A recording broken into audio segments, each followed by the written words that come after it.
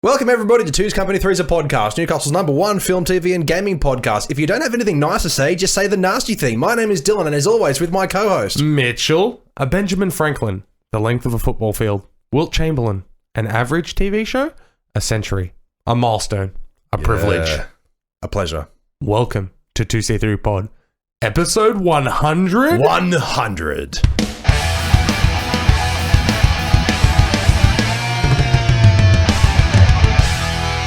Oh! How was that? Fucking A! That's the Here's first time to you've the heard next 100. That is the first time I have heard that, ladies and gentlemen. Same with your ears. Yeah. And my God, my socks have been well rocked off, my friend. Yeah, thank you. I did want to re-record it, but Yeah. I didn't want to change it. No, exactly. Because if I try to change it, it won't be right for starters. It's old familiar with a kick in the teeth. Yeah, that's pretty much what I was going for, just like our beautiful. podcast. Anyway, welcome everybody. Yes. We've hit the triple digits. We are Two's Company Three's a podcast. The year is 2020. The world is burning down, but we are just getting started. My name is Dylan, and as always with my co-host Mitchell, and normally I would come in with a quote at this stage, but I just wanted this to be a special occasion, and that's why I hit you with a privilege. Yes. You know, so absolutely. No, this is a big moment for us, and yeah, we made it. We did 100 fucking episodes. We've a little done over 12 100 months. episodes. That's exactly right, Yeah, man. we're We've in the changed big up leagues the now, man. Yeah. We've changed up the format. We've tinkered with new things, and you've been along for the journey. So thank you to those listeners who have been there since day dot and who've joined in between. And to the ones who are joining right now, thank you. And we hope you enjoy this very special edition. That's right. So if anybody who is new to the podcast, thank you very much for joining now, but you may not be familiar with our format. Right now is a very special episode because it's been released on an even number and it's also a Friday. This means we usually do things a little bit differently on Fridays. If you do want a bit more of, I wouldn't say a bit more structured, but a bit more topical podcast content, head to our off-number episodes, whatever they're called. Our odd-number episodes. Yeah, our odd-number episodes, which are every Wednesday. That is where we hit you with the freshest news and reviews. And coming Wednesday in a week, we will be back to reviewing a film in theaters because theaters are reopening, so we're excited for that. That's correct. Of course, but head back to the most recent episode where you'll get your fresh news and all of that and review what we've watched at home recently. And there was a bloody gold nugget that you chucked in there from 1958. I did watch a So I 1958 love film. Yeah, I for sure. absolutely love that. And I think that has potential for a YouTube series as well where we watch an old school film. I would be totally down for that. Yeah, because some of those, there's some gold, but there's a lot of diamond in the rough, let's just say that. Yeah, no, absolutely. But Fridays, of course. Fridays are my babies. And coming next week, we are back to our regularly scheduled program of Trailer Park and Aussie Park, reviewing fresh trailers, reviewing films coming to theaters. But this week, being episode 100 of the show, we thought we'd do one last time for free before it moves to Patreon exclusively. Yas or Pass, Blast from the Past. Now, I did, and I will admit, I did do some digging to see if we could go back 100 years. Okay. And we could have. Okay. But, unfortunately, trailers weren't a thing. Right, So we couldn't exactly preview them without just reading a description of the film. Yeah. So and that would kind of give it away. Yeah, so the year 2020 obviously was a very long time ago, and just televisions in general weren't popularly owned pieces of technology. Well, televisions didn't exist, if I'm not mistaken. Well, that's correct. So there it's was only cinema. That's right. And there was no real tracking of when they were released and things like that. Yeah, it was in its infancy stage, big time back then. But I will actually just quickly run down a few names from 1920 just to give you a bit of a teaser of what they're a teaser. Spoiler alert. Yeah, spoiler alert. If you go into the cinema 100 years ago, cover your ears. No, but this is just some of the names of like films that you would find in 1920. So we had The Cabinet of Dr. Caligari. Yep. That sounds like a 1920s film. Exactly. Within Our Gates. That's fine. Yep. The legendary Dr. Jekyll and Mr. Hyde was a 1920 film. Okay, yeah. Way Down East, The Last of the Mohicans. That one rings a damn bell as being something that's referenced in pop culture. Then we had The Mark of Zorro, The Penalty, The Flapper. The Flapper. That is a 1920s title film. The Son of Tarzan. Ooh, okay. Exactly. The Saphead. And my personal favorite, Sex. Yes. I had to save that one from last because that's the ultimate happy ending. 2020s film title. Exactly. Sex. Exactly. So those are all 1920s films.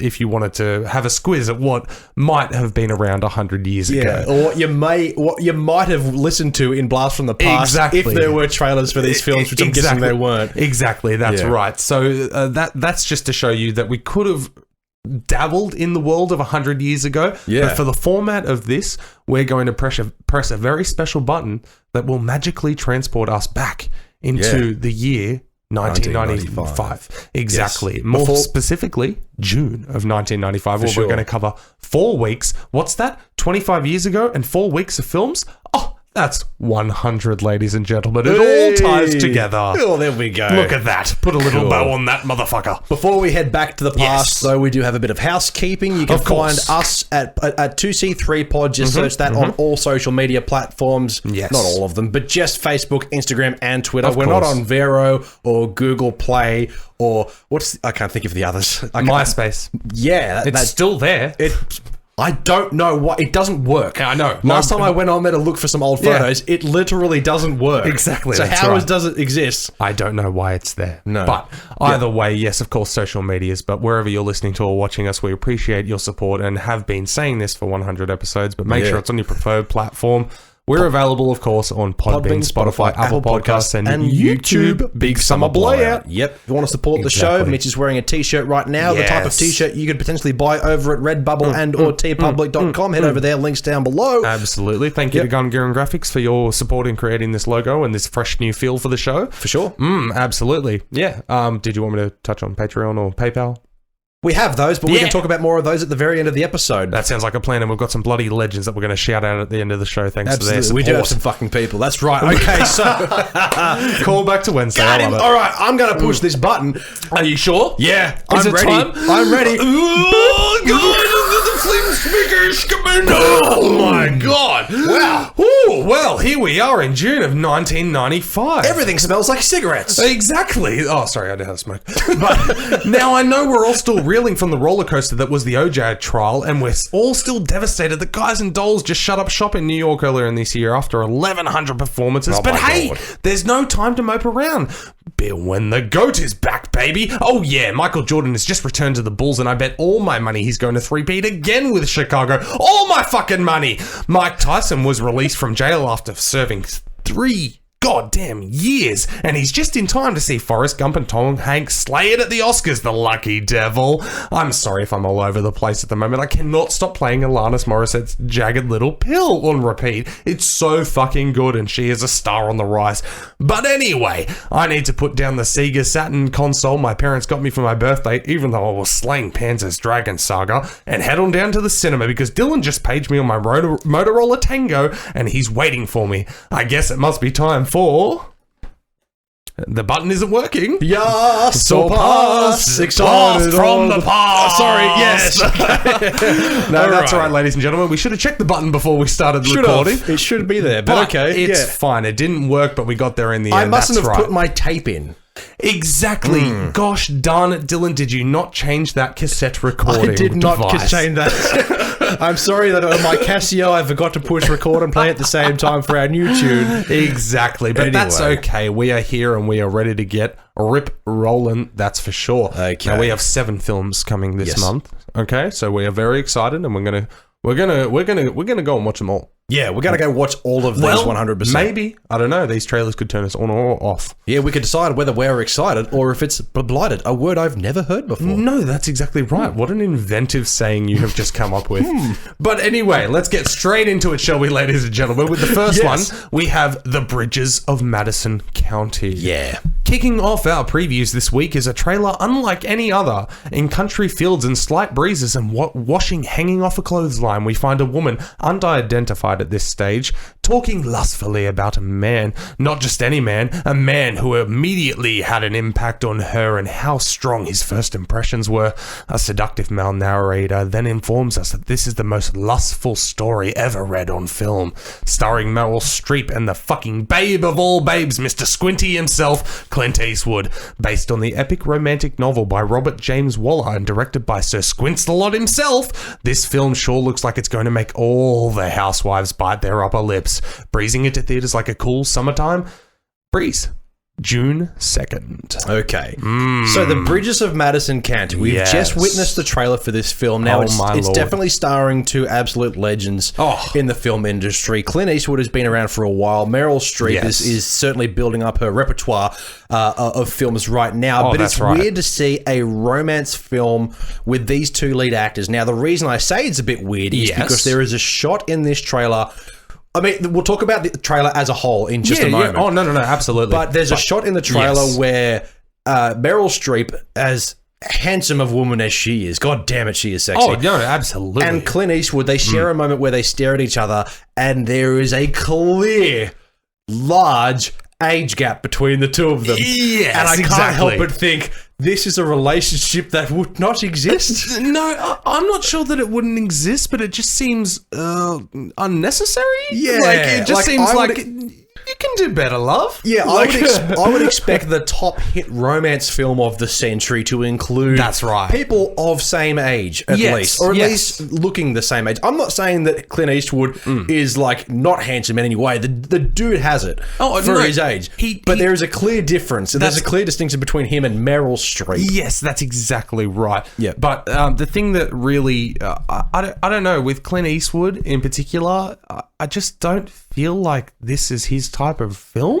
Well, he's producing and directing this, so I'm guessing, and he's no stranger to directing. He's been doing that for quite a few years now. That's correct. So fair enough, he's popularized by the classic westerns like Dirty Harry, but I'm guessing this is his venture into something outside of the norm, outside of his comfort zone. It does seem left field. Yeah, to me, after watching this trailer, it feels like Clint Eastwood is trying to produce something a little more artsy, less Hollywood, less action. To repeat that, a little bit more arty, a little bit more artistic flair to it. Yeah. In saying that, though, I don't care. Exactly. Thank you. I'm like, oh my God, is he actually wanting to see this? Because honestly, let's talk about the actual trailer. Yeah. How fucking dull was it? It was so boring. You've got... The narrator actually says, the most lustrous film you've ever seen. But he says it in the most deadpan, dull delivery I've ever heard a voiceover guy ever say. No. But also, he does point out this is the most lustrous film ever, lustrous novel ever read on film. And I'm like, wait, is this like a... Live reading? There's no real word for it at the moment, but like a book that's in audio form? Like, you know what I mean? It's weird. It's weird, and they're just going to reenact what the person's saying? Like they taped... Do they actually have lines in this film, or are they just reenacting what the person is reading and they have the same voice? That would be cool. Imagine that, Clint Eastwood, and there's this lady reading saying, and then he said to me, I want to fuck you in the pussy. And and just it's one tone the whole time, if that was the actual case. Yeah, exactly. I'd be like, ooh, comedy of the year. Yeah, for sure. I'd be 100% down. But the fact that it's not, the tone and the format, it's just not for us. This is, the demographic of this film is for people of Clint Eastwood's age, not of Meryl Streep's. Yes. Because she's like 20 years younger. 100%. But then you look at Clint Eastwood and I look at him and I'm like, I'm pretty sure this is how you're going to look for the next 30 years. Yeah, for sure. Like, who knows? Are they the same age? I'm not sure. I feel like he might be like 42 here, but honestly, he looks like he's 87. Has Meryl Streep just aged perfectly, or has Clint Eastwood just aged terrifyingly? Exactly. That's right. Has he just aged the complete opposite way? Anyway, but either way, for me, he's not chuffing down fat cigars or shooting people with a six-shooter Magnum. That's exactly right. This film isn't for me. I'm going to skip The Bridges of such and such. So what's it called? You would give that a blighted, that word you made up. Yeah, that blighted. Yeah, that's definitely not on my radar. Absolutely, it is a blighted for me as well. Yep. It does not look like a fun time for two strapping late 20-year-old guys. Yeah. You almost had me, man. I know. I'm like, oh, fuck, we can't keep hanging on to that. No, we can't. All right. I've been able to get a free meal from the pub for years. Yeah, all right. Moving on. Anyway, all right. Now it's time for our second film and a little bit of a mix-up from the first one. Yeah. I mean, the list from here on out is a bit of a mix-up for sure. That's right. There's something for everyone, that's for sure. But hey, anyway. All right, here we go. Yep. Congo. From the best-selling author of Jurassic Park comes the next thrilling installment in his resume. Congo tells the story of a group of scientists, I think, as they travel to the jungle of Congo to find out what happened to the team that went before them. What they find is something much more sinister. Never before seen killer gorillas. Diamonds hidden away in caves as big as your fist. Incredible sci-fi-like graphics and weapons. Technology never before fathomed by... Wait a fucking minute. Did they just use clips from Ghostbusters and Evil Dead? Holy shit. Wait, well, I know they didn't, but when you cast Ernie Hudson holding a gun aggressively and Bruce Campbell screaming in distress as the camera zooms in on his face, it's a simple mistake to make. But as the narrator says perfectly, Congo, where you are the endangered species. Kapowing into theaters like an incredibly futuristic gun, June 9th. Congo is a film that's trying to set up a vision of the possible future. Yeah. And because there's been so many films that try to delve into the possibilities of futuristic technology, especially in the current slate of films and from the late 80s to early 90s. Well, I know it's 95 now. Yes. I'm not sure whether this is going to go down in history as something that really hits the nail on the head, or it's going to go down in history as something a little bit cheesy, because this film is trying to attack the idea of discovering this ancient technology, which is the key to the future, from like 10 different angles. Yeah, I'm not sure, because the technology, while in its brief appearances in the trailer, seemed, whoa, that's a bit futuristic, but they never once mentioned that this could be futuristic. Yeah. It feels like they're trying to go for it's set now. It's set now in the 90s. Like, this is present time, but look at what these guys developed. Like, but there was no focus on it, you know? Yeah. Like, it's odd. And it says as well, like, they come together. These groups come together to try and discover the technology which is hidden in the Congo jungle, whatever it is. But it seems like that it's telling the different angle from a group of scientists, and then a group of explorers, and then some gorillas. That's and right. then there's like a gorilla who talks to the frog. I don't know. I don't know. The trailer was a bit confusing, but it does have me intrigued. The trailer goes for what, about 2 minutes or so. Yeah, the first half, I was like, "What the hell am I watching?" The second half, though, got me really intrigued. I feel like it would have. They did say from the writer of Jurassic Park, which came out 2 years ago, and that movie is fucking awesome. Oh my god! It is Spielberg. Who's Sam directing? Fucking Neill, dude. Yeah, he Sam was motherfucking outstanding in that. Yeah, so this film is being directed by Frank Marshall. Yeah, Frank Marshall, and produced by Kathleen Kennedy. I'm not familiar with Frank Marshall did Arachnophobia, I believe it was, about 3 years ago, and that was kind of a sleeper hit, but a pretty good debut. Yeah. So, I mean, absolutely stacked cast in this. I will say, like, Tim Curry's an absolute legend. We've seen Bruce Campbell. It was weird to see him in the trailer. It didn't explain who his character was, but he's a leading man, and he was kind of, like, passed off as a secondary character. He was a leading man, but I believe his only line was, seriously, and that's why I'm like, wait a minute, is that a clip from the Evil Dead? Yeah. Slap a bit of blood on his face and you're like, yep, that's Evil Dead. Yeah, but it was really Ernie weird. Hudson as well. Yeah, smashing it from Ghostbusters, but again, him holding some kind of gun, pointing it with a mean face, it's like, oh, it's from Ghostbusters, I get it. I got that vibe as well, and it seems like a lot of these films are trying to make their success off the back of those types of films about futuristic technology and big, shiny, fancy lasers. Capitalize on like character acting. Yes, that's right. That's a very good sentence. Thank you. But I do want to give special props to the lead actress, Laura Linney. Yes. She's a handsome woman. She is fantastic and gorgeous. Yeah, that's right. So I think... I don't know. It depends on when I'll get the chance to see this, because we do have a lot of heavy contenders for this month of June of cinema. Oh, yeah. So whether I can fit this one in, it's definitely on my radar. But in overall quality of the film, I don't know. For me, it could go either way. So I'm going to say yes. Yeah, I'll say yes as well, because it does intrigue me as to whether they are trying to say, hey, this is set in the future, or whether they're trying to say this is just amazing technology these scientists or explorers have developed. So or I'm not sure whether... Yeah, exactly, that's right. So I'll give it a yes as well. And also, I mean, fucking killer gorillas. Yeah. Fuck yeah. Why not? Yeah, why not? That sounds like a damn good time. All right, moving on to the third one on the list here. And this one is one that, the whole world is on fire for right now. So let's get amongst it. Holy budget, Batman! I forgot to say the name of the film. Yeah. It's Batman Forever! Holy budget, Batman! Here we find a fresh new take on that character from DC Comics, Batman, being played for the first time, and definitely not the last time, by Val Kilmer. The large bat-like man is up against it this time, as we see him faced... Get it? Against not one but two.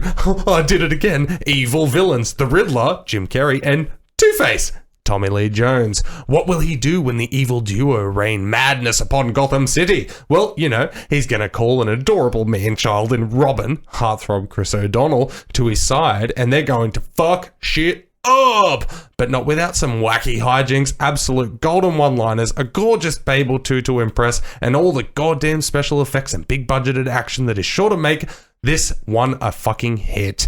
It's enough to make you want to awkwardly stare and smile at the camera for around 3 seconds for no apparent reason. Stabbing into theaters like...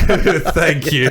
Stabbing into theaters like a mind-reading needle to the head, June 16th. So 3 years ago, we got the release of Batman Returns, which is the massive... That was the sequel, correct? Yes, the massive success to Batman. Yes. With Michael Keaton. So. Yes, from 1989. Yes. This is obviously, I mean, it's fair enough.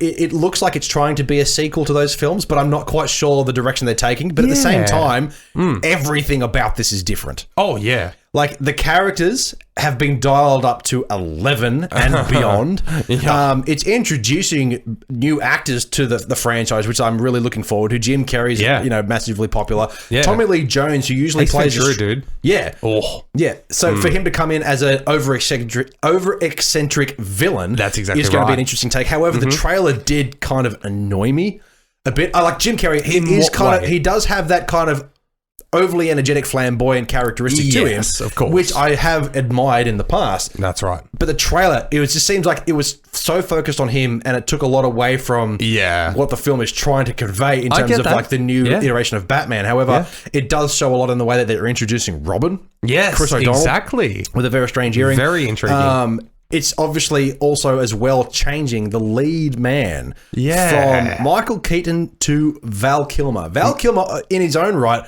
fantastic actor. Oh, absolutely. And I think he'll do a fantastic performance as the Caped Crusader, but there's some scenes in here which I'm not sure whether it comes down to the writing or what it really is, but like, fair enough that Batman and Batman Returns had their campy, silly moments, but overall it was a fairly dark-toned, dark-themed film. But he's saying lines like, chicks dig the car. Yeah, exactly. Batman is saying that. And also, that scene that you mentioned in your description where he just smiles at the trailer. It was so weird. Like, you've got this action going on and the comedy and all of those elements and a Two-Face coming in, the Riddler and that, and then just out of nowhere with about 15, 20 seconds to go in the trailer, you just get Val Kilmer going... Just smiling. But it wasn't even like a big smile. It was like he achieved something. It was just like... It was weird. For about 3 seconds, and it's like, what's going on here?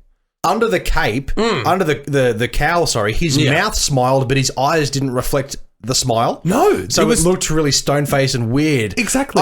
As I said, I don't mind the idea of Val Kilmer being Bruce Wayne and being Batman. There's a scene where he's got his shirt off and he looks the part. He looks physically fit. Well, I mean, look at what he's done. Top Gun as well. Yeah. But also, I mean, Tombstone a couple of years ago. Did you see that one? I haven't seen it, no. Fucking badass in that movie. Yeah. Oh my God, I absolutely love that. So I am all about this, man, except I was like 100% excited for this until the smile. Yeah. And the smile just made me go, whoa. It's awkward. I think the reason that everybody gravitated towards Tim Burton's Batman films is because they were dark, but they were still silly. But they still had some very gritty moments to it. This is taking They still got taken seriously. Yeah. This is taking that tone and it's just tipping it on its head and making it more family friendly by the looks of it. Because even, you can even see with the design of the Batmobile and it looks like the Riddler's environment. He's sitting in a big chair. And the kind of costume he's wearing as well. It seems like this is more akin to the 60s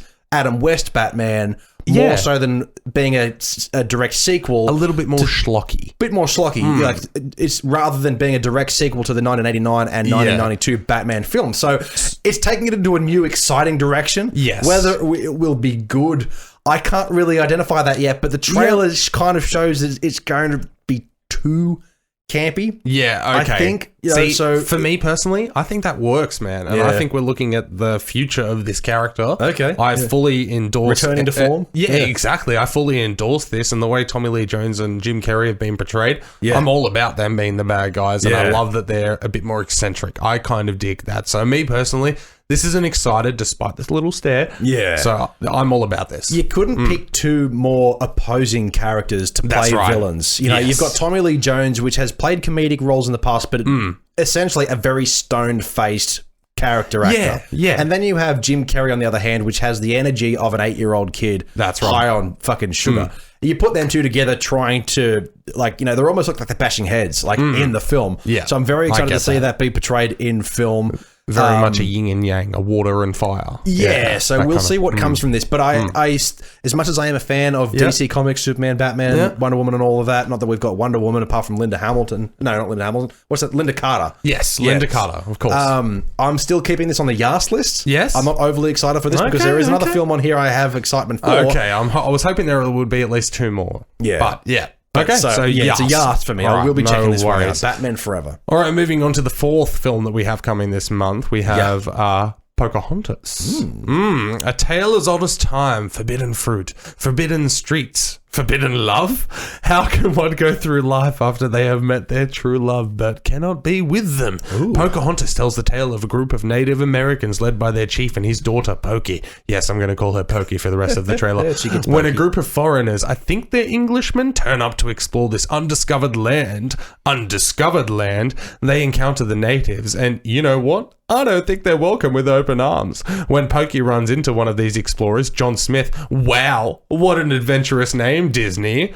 They both madly fall in love, but alas, they could never be together, not with the crimes John and his crew of misfits are committing. But that is not the biggest crime in this film. Disney, how dare you keep that chiseled hunk of a man, Mel Gibson, in a sound studio recording voice work? I want to see the face, damn it! We just had Braveheart earlier in the year. How dare you break my heart, you bastards! Ripping into theatre like an arrow through an Englishman's head, June 23rd. So Pocahontas being written and directed and produced by the same studio that brought us The Lion King last year. This film does look phenomenal in terms of its directing, in terms of the animation, and the voice cast is fucking off chops. You got Mel Gibson. You also have Christian Bale and Billy Connolly. In this. I know. So Disney always knows how to pick out, and of course the soundtrack as well. Oh my god! It looks like it's going to put on yet another wonderful performance. That was mentioned in the trailer, wasn't it? The soundtrack and the Oscar-winning composer. I can't think of who it is right now, but going off the trailer, it looks like it's going to tell, as you mentioned, that love story about two people who cannot be together from two different worlds. Their worlds collide. How are they going to deal with it? I'm not really sure how it's going to unfold. I know that Pocahontas is based on a real person. I'm not familiar with the history there. In all honesty, I think it's coming out on her 400th birthday, or what would have been. Right, okay. Yeah, so it is actually based off, loosely, obviously, off her story. It's a Hollywood dramatized version of the Pocahontas story. Exactly. All I know about it is that, as you mentioned in the description, there's a group of Native American Indians, essentially, and their land is essentially being invaded by aliens, being the white man. Exactly, that's and then she befriends one of them, voiced by Mel Gibson, I believe. John Smith, the most white name you could possibly think of. That's why I had to point out. I'm like, Disney, really? Yeah. Like, that's what you came with, John Smith? I love it. Frankly, to be frank, I think it's great. That's fine. I think it's perfect fitting. But, seriously, keeping Mel Gibson in a sound studio? Dead sad. That motherfucker is sexy. Yeah, Jesus. Like, I'm just a little bit offended, Disney.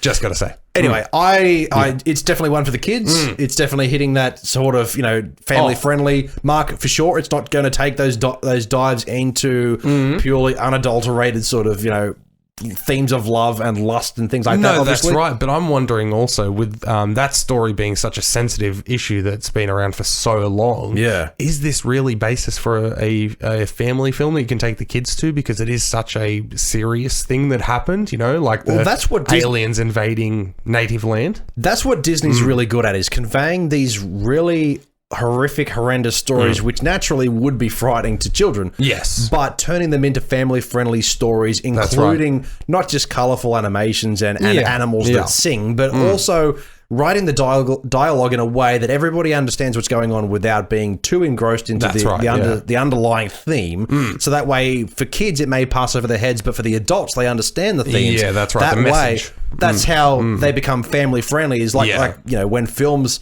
Like Lion King, for example, kids don't understand that Simba and Nala. Sorry. That Simba and Nala are totally having sex in that movie. That's only a couple of years old, man. It's easy to forget that. Yeah. So they're not realizing... Shut up.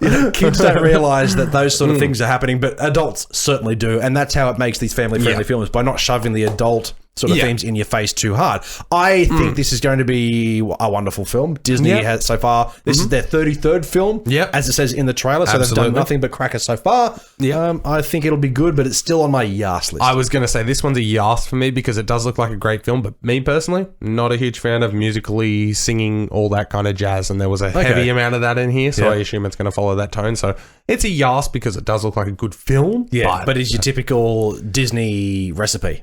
Exactly, that's right. Yes. All right, now moving on to the next film on the list, we have Apollo 13. Yes, we do.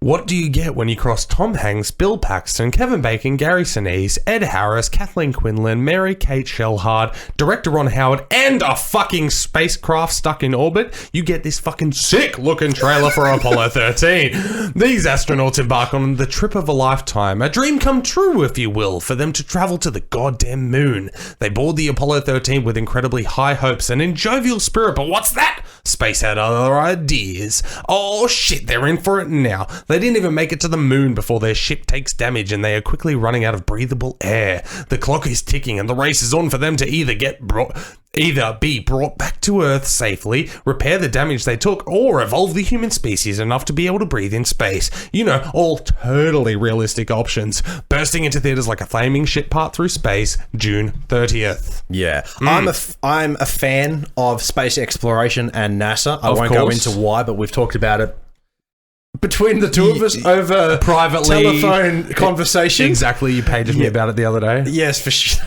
No. Anyway, Apollo 13 is telling. It seems like it's a docudrama telling the real life events essentially, or the dramatized real life events. The Hollywoodized. Hollywoodized events of the Apollo 13 spacecraft. Now, obviously, in the trailer, that's all we're going off right now. Is that they send them up into space, and like they're all very new to this, and they're trying to go to the moon again, as they recently made it. You know, with Apollo 11, I think that's was right. it. Yeah. So they probably came before 13.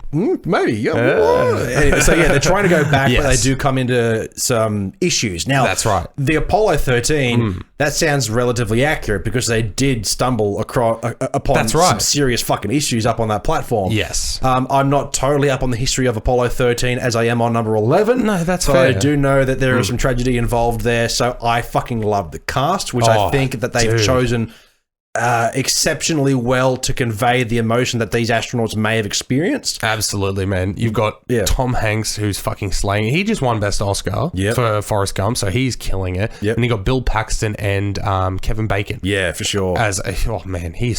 He's smoking. I'll just say that. Like, he is a handsome leading man. But those three, all in a confined space together, is displaying those emotions and the distress and stuff like that. Yeah. Oh, I'm all about it. Yeah, I think this is going to be a fantastic just movie in general. As you said, directed by Ron Howard as well. We know his work is just pretty much gold every time he brings something out. That's what's his name from Happy Days? Yeah. That dude, the redhead. The dude from Happy Days. The redhead dude from Happy Days. He's behind the camera and he's been killing it for a while now. And that's right. Jesus. Whether this film, plays beat to beat of the real life events, we don't know yet. We'll have to wait and see. But if it does, I'll be looking forward to it. Yeah. It's still only on my just list though. Yep. So really? My God. Yeah.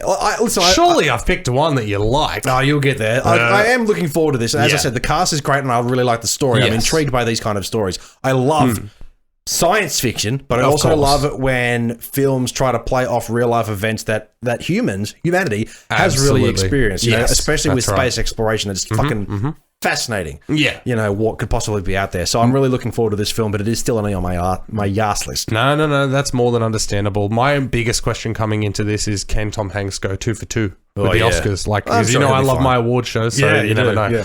But, all right, moving on down the list now. We've got another 2, I believe. Yes, we have 2 more left for the list.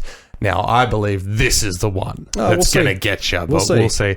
We have Judge Dredd. Holy budget, Batman! Yep, this deserves a callback. Here comes the action sci-fi film of the fucking year. In the year 2139 AD, anarchy reigns supreme as the world has been thrown into chaos. No rules, no regulation, no boundaries, just chaos. There is next to no authority present. Who are they going to call when they need to stop the bad guys? Dredd. Judge Dredd. Sylvester Stallone stars as the title character, a one-man police force and wrecking crew. But when he is in prison for God knows what, why are they locking up the incredible policeman type when there are gangs and thugs ruling the streets. He is sentenced to the worst punishment imaginable. Spending life imprisoned with Rob Schneider.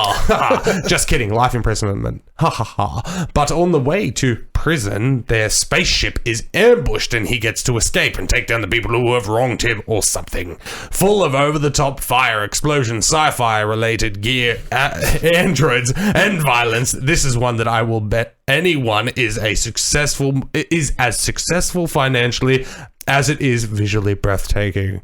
Slapping into theaters like the huge palm of Sly across Rob Schneider's face, June 30th. This film has a color palette like I've never seen before. It's colorful as hell. Mega City 1 looks great. The visual effects in this trailer... what? Mega City 1. What is that? It's the city. Is it? Yeah. Oh, okay. So for anybody familiar with the Judge... I barely followed it, honestly, the trailer. You're right.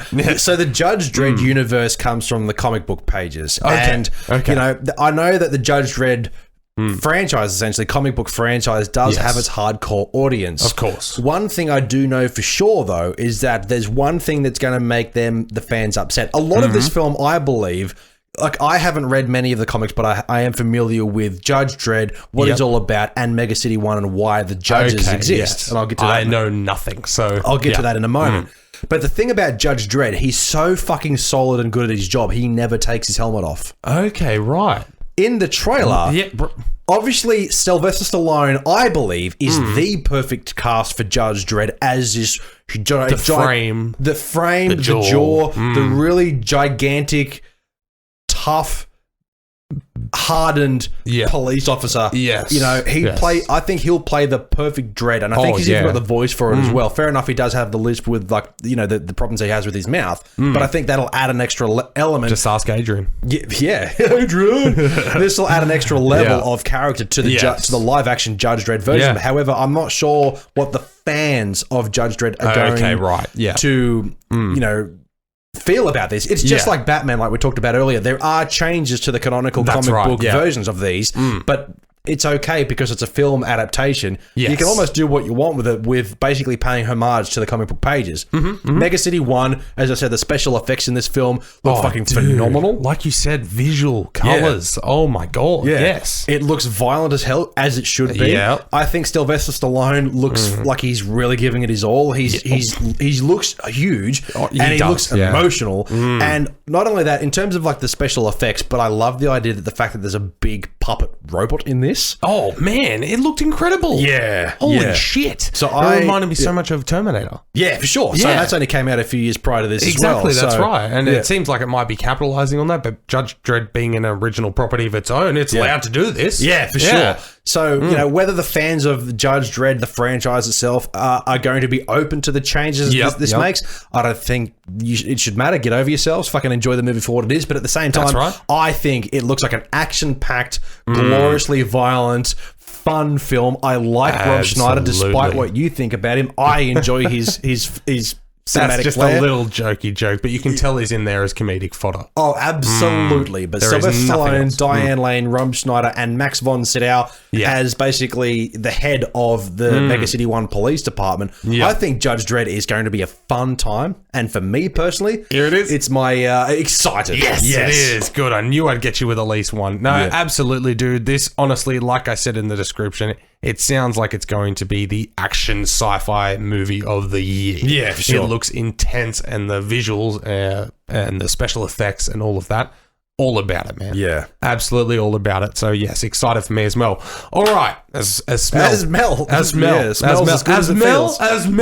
excited. As Mitchell. On defense. All right. Anyway, final one that we have for June of 1995, our current present time, if you haven't picked up on that, is... Yeah, anyway. I was going to try and sing it in that tune, but it doesn't work.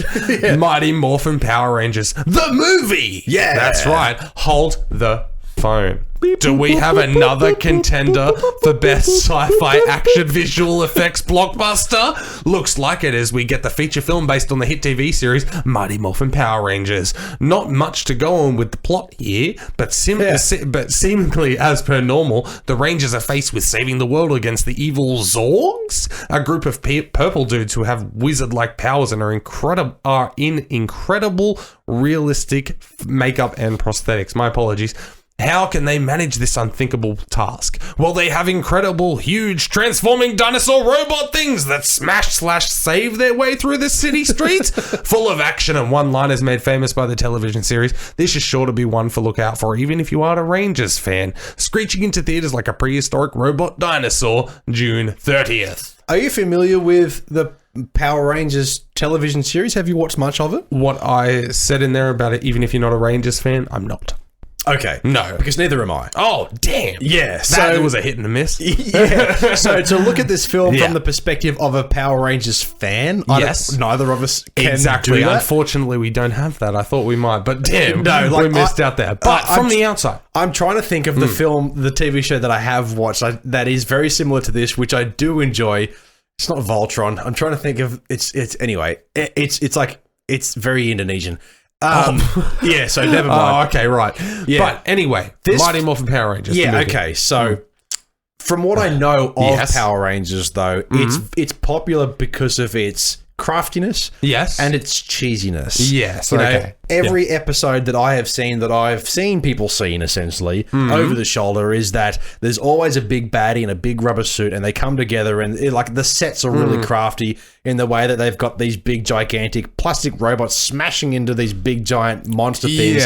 And as cheesy and action-packed with the silly karate and the colourful characters it may be, it always looks really low budget and cheap, but that's what it's going for. I think so, yeah. I think that is like their crutch to fall on. Yeah. That's what is expected. Yeah. Yeah. And I think this film, fair enough being it's a theatrical release, it seems like it's almost got the exact same budget as the TV series, and I think that's what's going to give it its flair. My only problem, though, is that this is taking a step beyond by adding in really horrendous CGI. Okay. Taking away what makes the TV show so good is being gigantic, silly puppets. So that didn't impress you? No. Because to me, it did. Listen, I'm not a Rangers fan, but I was like, oh, damn. Listen, I kind of want to see this. I know, we're both not Rangers fans, but looking at this from a technical perspective, we had Jurassic Park 3 years ago. That's true. Those dinosaurs, albeit most of them puppets, some of the visual effects in that, and even Judge Dredd, outstanding. It looks fucking unreal, especially Jurassic Park. Yeah. And then we have I think you've just got to compare budgets and try and give it its due. You know, I totally understand what you're saying. It does look tacky in some, but like you said right at the top, I feel like that's what it's known for. So they're allowed to do that. You know, I would give this a higher mark on my list if they kept away the bad CGI. And I know that's what they're going for. It's very early days. We'll see where it goes from here. But remove all the CGI and just do what they do best. Make big silly costumes. That's right. Shoot from the ground up and make it look like there's these gigantic monsters smashing into each other. Yeah. Just increase the budget on a miniature set. That's okay. Yeah. No, I understand that. But how did you feel? And be honest about the one-liners. Well, I'm a fan. So, No, I absolutely just thought it was hilarious of how cheesy and terrible those jokes were. But I feel like it fits again with this concept. So I do want to say, though, one thing I'm not sure I've ever seen in a Power Rangers TV show before, but they kill people in this. Oh, really? There was a scene in the trailer. I'm not sure if you remember it. Yeah. One of the Power Rangers kicks a bad guy, and he goes up splat against the wall, and it's just a big blue pile of goo. And that's where one of the one-liners came in. Yeah, it literally just goes. I was like, holy shit, they just killed a guy. And it happens again, except he disappears. He explodes into like a black cloud dust, a dusty cloud of something. Yeah, I was like, wow, they're what murdering. did you think of the prosthetics? Listen, I'm a fan of. That's what I I'm saying. It was really good. That's what I mean. Like that's why I think the CGI kills it for me because they pay so much attention to the prosthetics and the silly costumes. That's what I want to see in a Power Rangers film. So I get it from that vein. In saying that, it's still a yas because it does look fun. Okay. All right, I'm going to give this one a pass because I'm not a fan, and it wasn't enough to swing me in the right direction. One-liners, that's probably my strongest appeal point, though. But I will say, though, overall, I think June of 95, our current present time, I'm not sure why I keep saying the year. Yeah. That's just silly. I think June has been a hit for you because there was the blighted at the start, and then it's all yasses and one excited. Yeah, that's pretty right. damn good. So all of these films are interesting in their own ways, 100%. But definitely the highlight for me, and the one I will definitely be checking out at cinemas when I get the chance, is Judge Motherfucking Dredd. Oh, right. Sorry. Yes, no, absolutely. If I'm going to pick one out of all of these that I'm going to put above the other ones, I'm probably honestly going to have to go with Congo. Oh, okay. Yeah, no, I'm going to go with Congo, man. Killer apes, you got futuristic guns and stuff like that. You got Bruce Campbell in there, fighting off demons and stuff, or whatever he's doing in that film. Exactly, that's right. He's screaming at a camera. But I think this month there's probably going to be multiple that I'll see. That's for sure. Do you hear that? What? Sounds like the future is calling a name. Is it my pager? No, I think pager. Mom, I think it's your mobile telephonetic device. Jesus Christ! Where the hell have you been? I've been in 1995. Where the hell have you been? I've been in 1995, but we're back, motherfuckers. We're back June 2020. We've just talked about some crazy things back in the 1995. Fucking bonkers trailers that we got to sit through and pretend like we haven't seen. Or maybe we have, or maybe we haven't. We don't know. But one thing is for sure, I should have mentioned it at the top of the show, it's time for the Rewind Recap, ladies and gentlemen, where we're going to go back and see how these films fared. And maybe some of us, mostly Dylan this week, whether we've actually seen them and can talk about our opinions. So, all right. It's time, the Rewind Recap, all right? The first film that we had off the ranks was The Bridges of Madison County, coming out June 2nd, 95. The film, based on the 1992 best-selling novel of the same name, was backed by Warner Brothers Pictures and given a fairly healthy budget of $22 million, which is a lot for a romantic drama centered around two characters. But the budget was justified by reeling in a whopping $182 million worldwide. Yes, this film was filmed on location in Madison County, Iowa, and received very positive reviews upon its release, currently standing at 7.6 on IMDb with a fresh 90% on Rotten Tomatoes. It has gone down as a classic, with critics, with one even saying Madison County is Eastwood's gift to women, to Francesca, to all the girls he's loved before, and to Streep, who alchemizes literary mawkishness into intelligent movie passion. Jesus fucking Christ, what does that even mean? I don't know. But one woman really liked it and said, "You're welcome, women." Basically, she loved it so much she died halfway through that sentence. Basically, what she's saying there is, see what this dude did for us? You're welcome, bitches. Jesus Christ. Okay, so listen, I'm still not interested in seeing this. Fuck no. However, the reviews are staggering. And not only that, the box office. When I was reading this through, $22 million budget and it won $182 million return. I know that when we looked at this as, okay, it's two dudes. It's outside of the box. Yeah, we looked at it as two dudes. As two dudes, outside of the box for someone like Clint Eastwood as well, and especially with Meryl Streep as well. Yes, the age gap is what I couldn't get over. That's right. But I do have to give them props. Obviously, it crushed it at the time. It's just not our cup of tea. No, that's right. The housewives, or our parents' cup of tea. Well, at least maybe our mums, because the housewives clearly flocked to this, and I'm so sorry to all the dudes who got dragged to this. Yeah, I do apologize. Yeah, no, exactly. All right, man. Stepping on to the second film that we covered this week, we had Congo. Now, Congo was released on June 9th, of course, 95. Yep. The second film on the list this week is also about a novel published in 1980 with the same name and distributed by Paramount Pictures. Given a hefty budget of $50 million, the film fought off generally negative reviews to garner a nice return at the box office of $152 million. After being offered to directors Steven Spielberg and John Carpenter in the 80s, the film plans fell apart until it was revived with this effort by director Frank Marshall. Critically, the film bombed, with a 5.3 on IMDb and a woeful 22% on Rotten Tomatoes, with all critics universally panning it and having 7 Golden Raspberry Award nominations under its belt.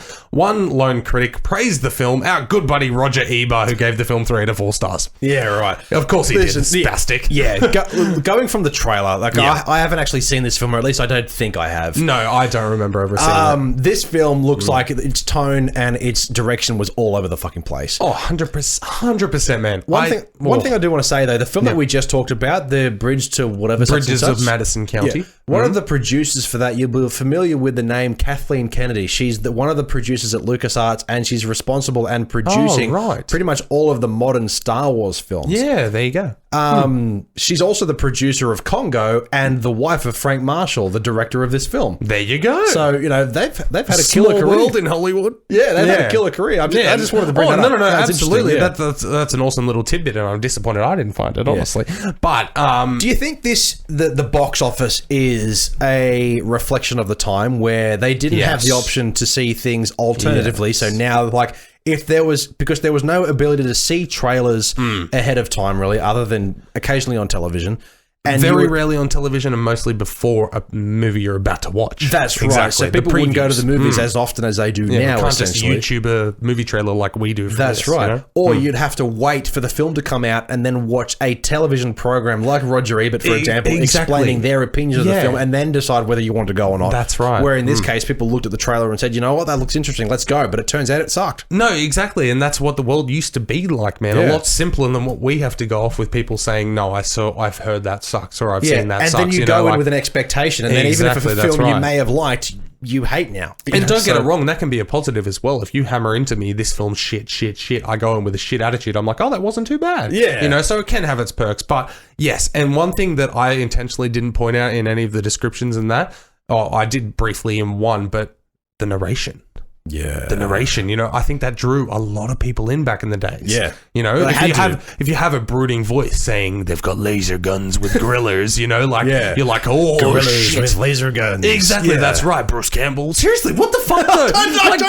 I know. I had to address it in the description because I'm like, yes, Evil Dead already exists and yes, Ghostbusters already happened. So why the fuck are you putting Bruce Campbell and Ernie Hudson? Yeah. Yeah, why are you putting them in those situations? It's I get Ernie Hudson. It looks like in the trailer, it looks like he's part of a group that's part of the investigative story behind finding the technology, blah, blah, blah, blah. Yes. Bruce Campbell's scene in the trailer is totally random and out of nowhere. Yeah, it seems like, wait a minute, did they cut that in from a different film? Exactly.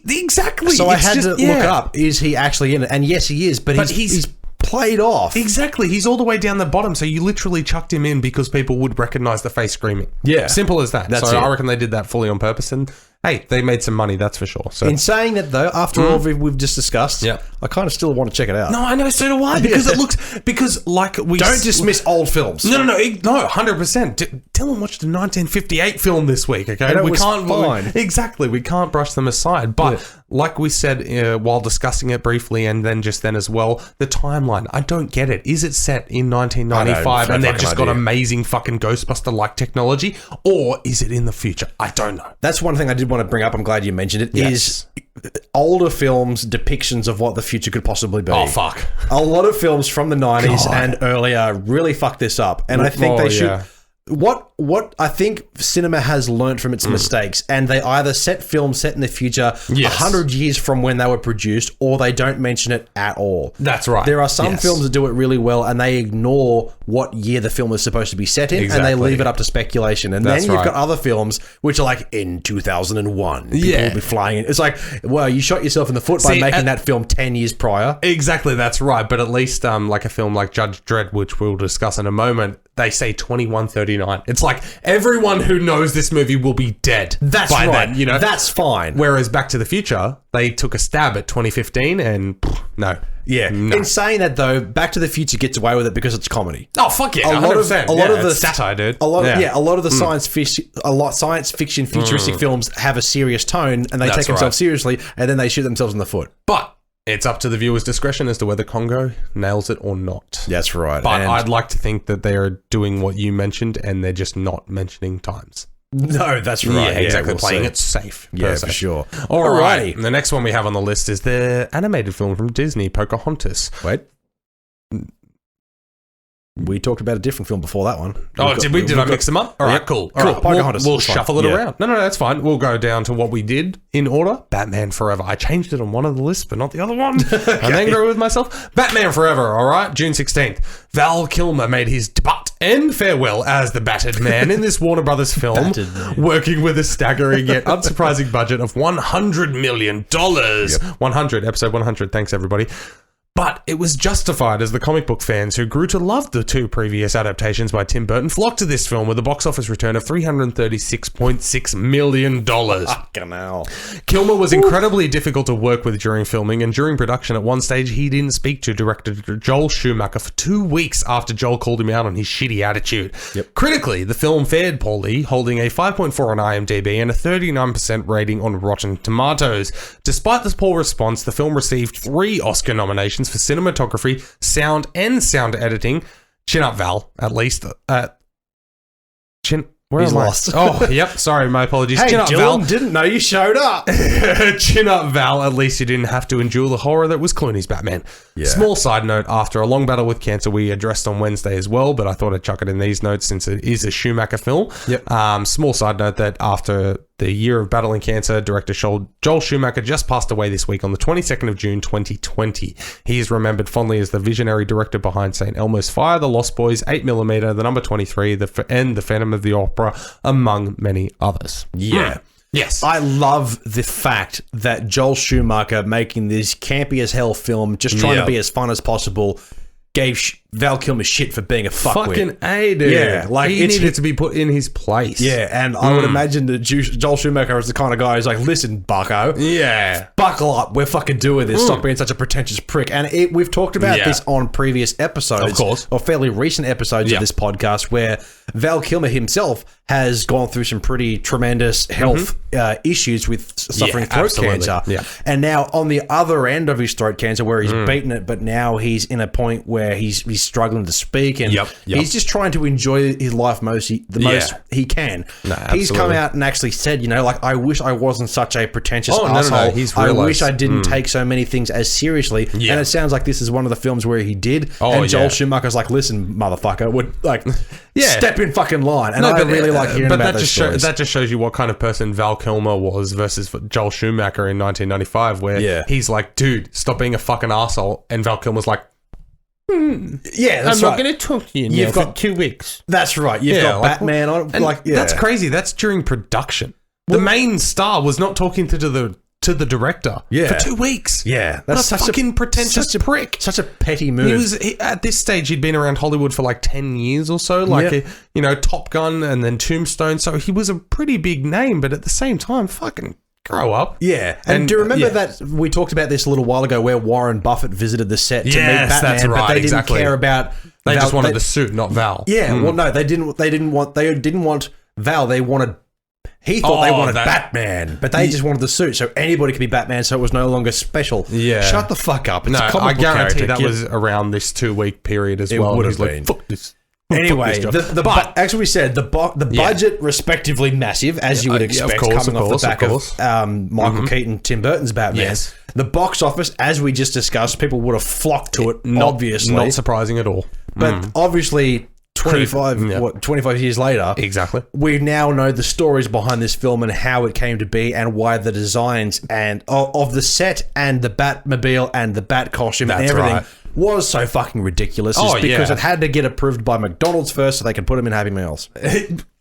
Really? Yep. Oh, wow. There you go. Legit. Little tidbit there. Yeah. Wow, I did not know that. Well, that's why everything, like they literally say, like, the design department had these ideas, and then because they literally had to make, they contracted, they were getting paid, they had to make things designed, and then once the toys were produced, they couldn't change it. Wow, that's so nuts. they literally had to go with. I mean, I think the Batmobile looks great because as a kid, when I watched this, I thought it was magnificent. Yeah.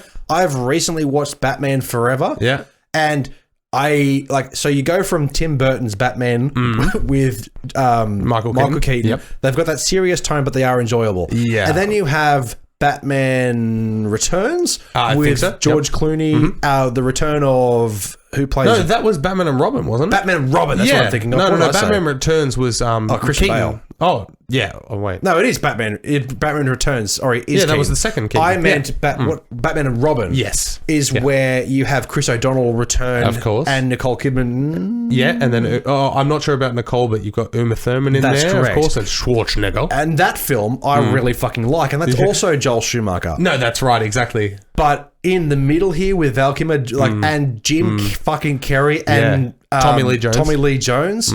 This film, I didn't like it, man. No, and that's exactly what happened critically, and it's hasn't grown as a cult favorite or anything. The opening line. Oh, God.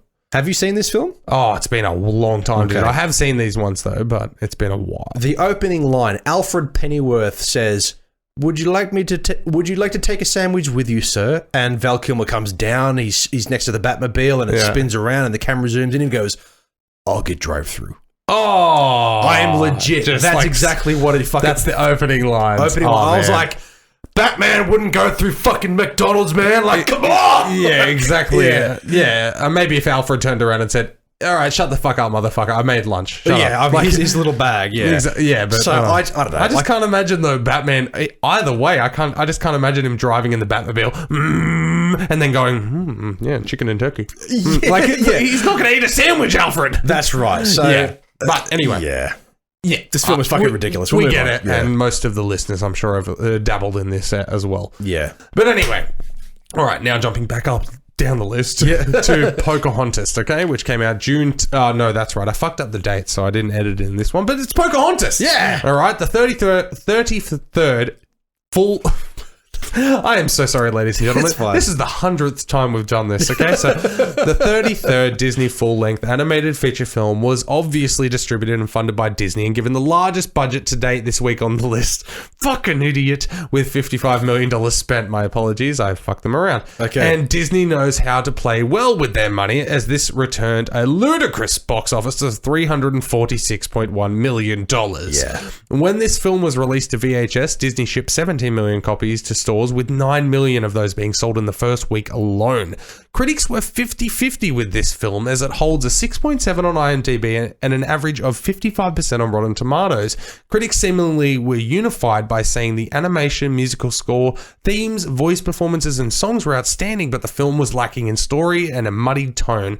Roger Ebert agreed. Pocahontas is a film I haven't seen in a very long time, but I'm Not since I was a child. I'm sure I've seen it. The year it came out, I would have been 3. Yeah, exactly. That's right. Yeah. I don't have any distinct memory of this film being good or not, but I do know that it has gone down in history as one of the greats. Yeah. In terms of Disney animated films, as we said, the box office compared to the budget is fucking staggering. Exactly. You put $55 million and return 300. 346 or almost 350. Exactly. Yeah, that's right. Exactly. That's a win in any day. But then I had to throw in there about the home rentals as well, because that's how big that market used to be, you know? Like, as in they shipped 17 million copies out and half of them sold in the first week, and they were selling for $30, man. Yeah, that's why I don't think Disney's afraid to make lesser budget direct-to-video sequels to their big films. You've got Lion King 1.5 or 2 or 2.5, whatever. Yeah, and then there was a third as well. Yeah, and then you've got Pocahontas 2 and like all those ones that went direct to DVD because direct to video, because video was bankable. Oh man. I mean, obviously there was low budget direct to video films which did suck total balls. Of course. But when you've got big production companies like Disney behind direct to video, you know you're going to get a good film out of a direct to video film. Exactly, or at least to the same par. Yeah. So I don't know. Like, I mean, it performed well. People love this film. I don't have a direct memory of it, so I can't really comment. No, that's exactly right. I still stand by 1995, Mitchell, and say, Jesus Christ, keep Mel Gibson in front of the camera. Yeah, that's right. Anyway, right. But no, exactly. It's come, it's gone down as being a premier point of the Disney Renaissance in the 90s. So, yeah, no, it's held its place in time, and we'll see a live-action remake of that coming in the next year or two. Yeah, for sure. And No, there actually is. Yeah, well, we've already had one, haven't we?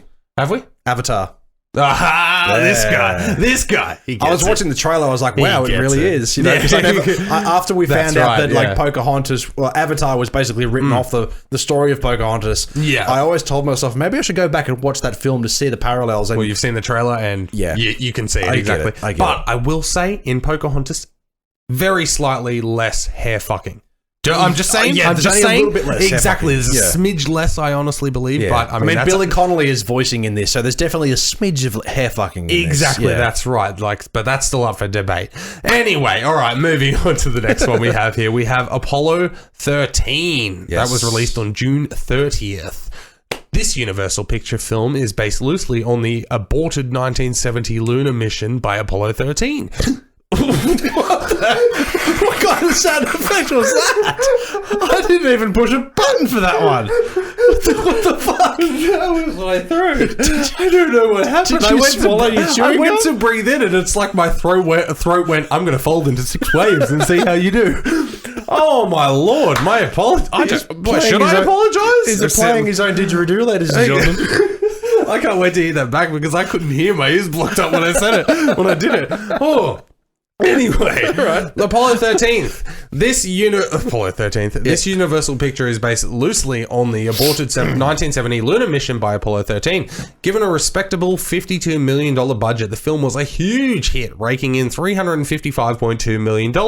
In preparation for the film, actor Ed Harris and all the others who portrayed flight controllers in the film attended a course led by Jerry Bostick, who was in charge of the flight command for the real Apollo 13 mission. Critically, the film has gone down as a classic with 7.6 on IMDb and a tremendous 96% on Rotten Tomatoes. The film was nominated for 9 Oscars at the 1996 Academy Awards, winning 2 for Best Film Editing and Best Sound. Suck it, Batman!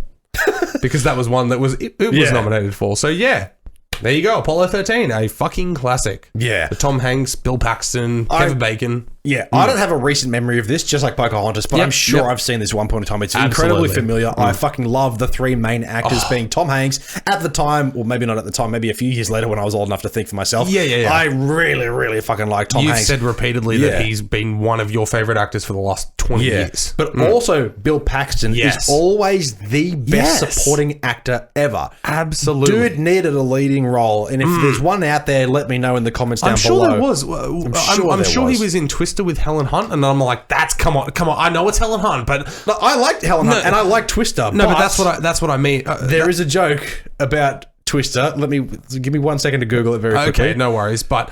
Yeah, Bill Paxton, I've never had an issue with him, man. Like, I find him to be as appealing as any other actor in the 90s. Okay, yeah, it is him in Twister. Yeah, exactly, yeah. There was a joke between him and another actor. I can't think of his name. Oh, okay, right, where... like it's the Family Guy touched on it as well, but where the other guy gets confused for being in Twister. And he's like, wait, was I in Twister? Yeah, that's right, yeah. Bill. Yeah, I remember those cutaway gags, but Bill Paxton, I've never had an issue with anything he's done, and especially in the 90s, late 80s, he was like, he was a stud, dude, as an A-lister, you know? Yeah, for sure. And Kevin Bacon as well. Like, what year did Footloose come out? I think it was 87, 88. I'll look that up right now. But yeah, Kevin Bacon. So at the time, the trio were at their peak, essentially. That's right. Tom Hanks has obviously just kept escalating, and obviously Bill Paxton stayed.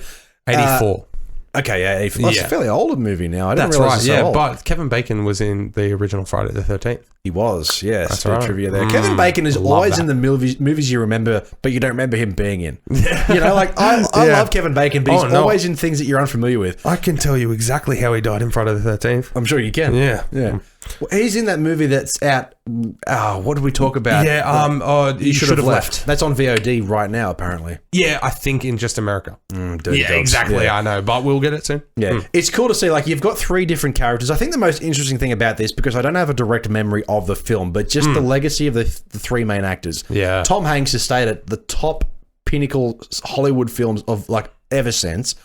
Kevin Bacon has he's been in the big blockbusters and he also hasn't. Yeah, he's kind of done the big ones and then he's kind of done the smaller ones and he hasn't really kept that status that Tom Hanks has. No, that's right. And then Bill Paxton has always been the side guy, but he's crushed it every time, and unfortunately he can no longer make any more films because he's passed away. Exactly, that's right. Yeah, 3 years ago. But no, exactly. I completely agree with you. But I mean, the list of the other films as well, like Ed Harris, Gary Sinise. I mean, Jesus Christ, this was stacked. And like I've said a couple of times already, Tom Hanks had just won Best Actor for Forrest Gump. Yeah, like at the Oscars, 3 months before this came out, as if this wasn't going to crush it regardless. You know, like, goddamn, fantastic. Absolutely deserves all the critical praise it could get, and the budgetary response, perfect. Perfect. A bit of trivia here. The real Jim Lovell, which is Tom Hanks's character, essentially. So the real guy who wrote the book Lost Moon, which this story is based on, essentially. Yeah. So his retelling of the events of Apollo 13. He appears as the captain of the recovery ship USS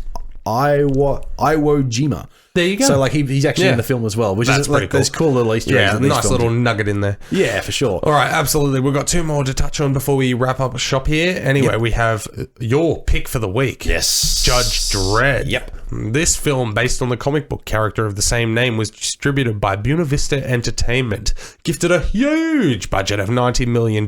Not even the power of Rocky himself could save this film from falling into bomb territory, returning a measly $113.5 million from theaters worldwide.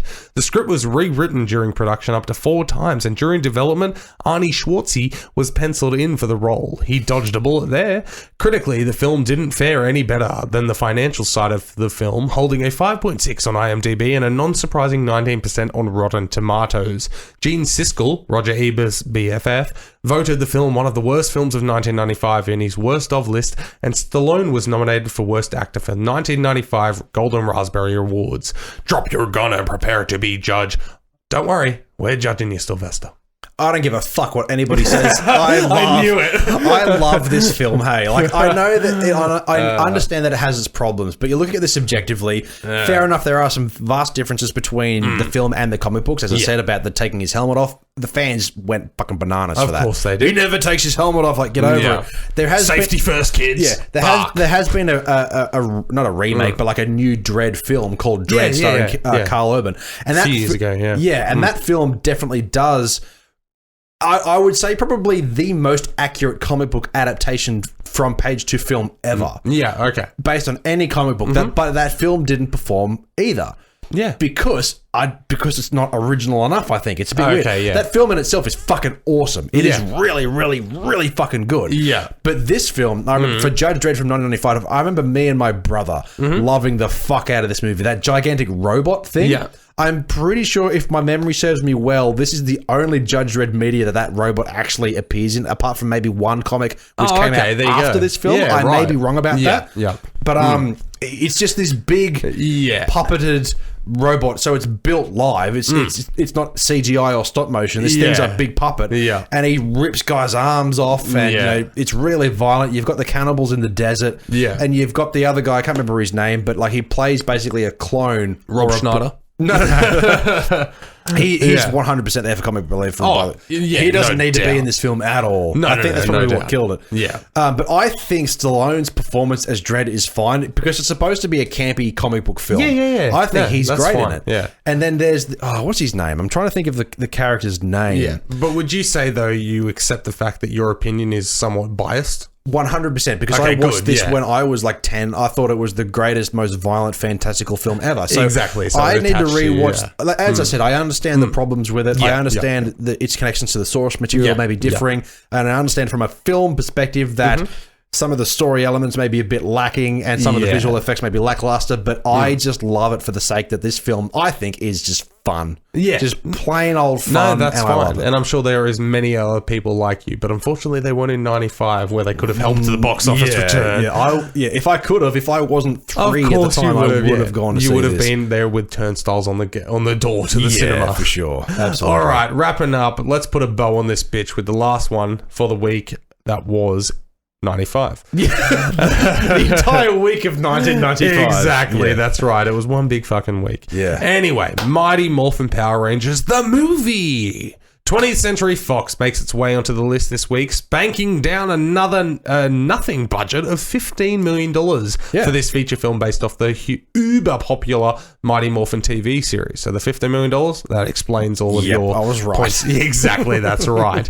In return for its investment, the film picked up a decent box office return of $66.4 million worldwide. The film holds a special place in my heart because it was filmed right here down under in Sydney and Brisbane, Australia in late 94. Critically, the film was received poorly, holding onto a 5.2 rating on IMDb and a 37% on Rotten Tomatoes. While critically panned for feeling like an extended episode of the TV show with better graphics and effects, it has gone down as a cult classic and earned a Blu-ray release for the 25th anniversary of the television series in 2018. Yep. People I know who like the Power Rangers love this fucking movie. Exactly. For the same reasons that I love Dredd. It's terrible, but it's corny, but it's what it's supposed to be. Yeah, it's exactly what it's supposed to be. It did what it set out to do, and it's catering to that audience. Yeah. You know, like there are bad movies out there which can be enjoyed by anybody. Some of them are deliberately bad, like Asylum films. You can't help that. But this, for example, it kept its incredibly modest budget because, as I discussed in my original sentence, essentially, is that it's going for that campiness. It's going for that cheap, silly, everybody's got prosthetics and crazy fucking stories of Zorgs and whatever else. I gotta say, man, it must have been cheap to film in Australia in the 90s because for a production to come all the way overseas on a $15 million budget, maybe they spent all the money on travel. Possibly, yeah. They're like, oh shit, we just spent $10 million getting all these people and extras and crew out How here. much foam and toilet roll can we get to make costumes? Exactly, that's right. Billy, do you still do a good pew pew pew pew? Yep, good. Get in the booth. That's right. Yeah. So this film has its charm. Yeah. And as you said, it's gone down as a cult classic. That's right. So fans of the Power Rangers series really like this film. There's a character named Billy in Power Rangers. I'm sure there is. Yeah, exactly. I don't think I've seen it, and I don't think I ever will. I don't think I have either. This is definitely a film that, say, for example, if I was in a really obscure mood and it did show up on a Netflix or an Amazon, I would probably put it on and be like, you know what? I'm going to check it. Like, because I'm happy to watch some crazy fucking films. You were right. There Billy Cranston is the Blue Ranger. Yeah, but no, I completely agree with you, man. To kind of just get a bit of a snapshot of what was expected for a film like this in 95, mid-90s. I totally understand why this has a cult following and why the Rangers are successful. Yeah. Just not my cup of tea. Yeah, not my cup of tea either. I wouldn't mind watching it, honestly, now to try and pinpoint something that's Sydney and Brisbane. Yeah, for sure. Yeah, exactly. Well, not only that, spot some Aussie landmarks. Would you recognise it? Because have you been to Sydney? When was the last time you went to Sydney? Oh, June 95. Okay. So Sydney between now and then, I can safely say, like, from a personal perspective, it is very fucking different. So whether it's recognisable, I don't know. That's right. I just want to see a 92 Ford Falcon floating around. Oh, fuck yeah. Or a 91 Corolla. Oh, may she rest in peace. Yeah, exactly. Anyway, that has been our show, ladies and gentlemen. That has been 100 episodes. That's 100 fucking episodes of Two's Company 3's a podcast. It's been a pleasure working with you, sir. Absolutely, my dude. And we'll be on to the next 100 I was going to say on to the episodes. next 100, and we'll see what changes come by then as well. Yes, but absolutely. I will just say, I didn't discuss this with you, but we normally do our shtick and that at the end of the episode. Let's just say thank you. Yeah. Thank you to everybody who's downloaded our episodes so far. We're nearly at 10,000 downloads in total. We're on our way there. That's unbelievable, man. Like, everybody who's given us a bloody second, a minute of your time, a like on a social media post, all of the above. Like, we just can't be more grateful because we set out with this as just a hobby with just a couple of mates sitting down talking about movies. And we may do it once a month and it turned into a weekly thing. Exactly. It turned into a weekly regimented thing with 2 episodes and segments and like routines and responsibilities and stuff. And who knows where this is going to go, whether it becomes a viable thing in the future. But either way, I don't think either of us want to stop doing this. Nope. Because we absolutely love it. And it's one of the highlights of our week every week. For sure. Absolutely. And just knowing that even fucking 5, 10, 15, 20 of you want to listen to this, it's been our pleasure. Yeah. Absolutely. So very special thanks to those who have downloaded, but extra special thanks to those who have actually taken the time and listened, because that is what we're here for. We like the download numbers may be impressive to us, but the amount of people that actually listen, we don't actually know. No, we exactly. It's hard to get the metrics on like how many minutes people invest in us. Yeah. But if you're listening right now, that means the world to us because you've gotten through all the shit that we talk about and the fucking rabbit holes. But there's going to be a hell of a lot more of them coming up in the future. That's right. So very much we thank you for your support. You can certainly continue supporting us. Head over to Facebook, Instagram, and Twitter. Mainly Facebook, though. You can certainly interact with us. Leave us a comment. Send us a message. We'll always reply. No doubt. But we do have personal shout-outs to make, of course, to our lovely patrons. Alice, thank you so much. Courtney, thank you so much. And she who shall not be named, thank you greatly from the bottom of our hearts. Anybody who has purchased merchandise or Patreon or PayPal or whatever that's worked, just thank you. Like we said, this is just for fun for us, and the fact that some people enjoy it, that's all that matters. Well, that's right. One thing that's going to be strange as well is obviously we've hit our 100th episode, but then we're moving back into familiar territory by changing our platform, our regiment back to what it was before. So, but that'll also be, it also makes me excited to look forward to doing different things by being able to go, okay, here's our original platform. Now we can build upon that, because right now we kind of during the whole COVID and cinemas not being open, we kind of had to utilize what we already had. No, that's exactly and right. Now we can think outside the box again. And I remember that very first week where cinemas shut fucking down, and I'm like, okay, dude, well, you didn't get a chance to go, but I got to see Bloodshot, so I guess we can try and stretch that as far as it can go, kind of thing. But then I came to you with a blast from the past, trying to fill in time, and then I was like, how about Trailer Park? But I do international TV shows and just throwing out all these ideas and stuff, and like the new, once we get a bit more time. Man, this shit's going to fly, man, because we love doing it. And there's so many other avenues we've discussed off air that, oh, man, I can't wait to rip into those. So, yeah, for sure. Here's to the goddamn future, man. Yep. Yeah. Cool. Do we want to run through this, or do we just want to give the people a new outro, a revamped outro theme song? Or As one last thank you, I think that you should introduce the outro theme, but do you want to switch it up?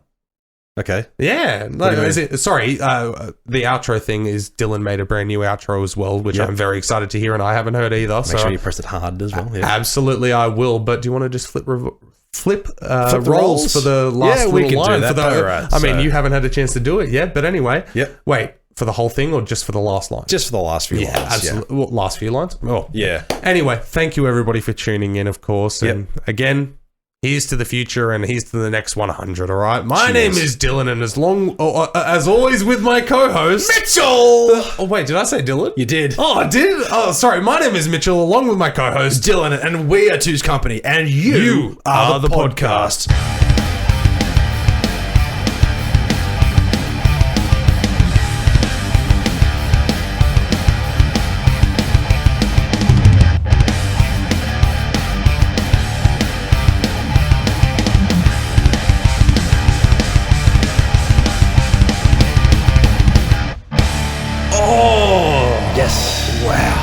I'm proud of that. I'm very proud of that. Absolutely, you are, man. Let's give it up. Very good, very good. The studio's going crazy, man. Yeah, no, our live studio audience is cheering. I absolutely love that, dude. A change is as good as a holiday, and that's a fucking fun change. Anyway, let's do it. Trivia. Yeah, cool. Right. Yeah, trivia. Yeah. So, yeah. That's the same as always, yeah. Scores it. Exactly. Yeah, exactly. All of that emotional talk, but yeah, same shit. Anyway, all right. This one is for Dylan to take the lead again. Otherwise, we are tied up for the first time ever. Ooh, okay. All right. Complete this famous line from Grease. Oh, shit. Okay. Why this car is automatic. It's systematic. It's hydromatic. Say one more line. Oh. No. You got it right. I'm going to give it to you. Oh, okay. But yeah, so, yeah. I don't know the next bit. Oh. Wait, it's Grease Lightning. Oh, okay. Yeah, I sang that in the complete wrong tone. I was singing "You're the one that I want," like as in "You're the one that I want." You're the one, and I just sang it like that. Yeah, yeah, exactly. But if you read that, do you reckon you know the tone, like for it all? It's Grease Lightning. No.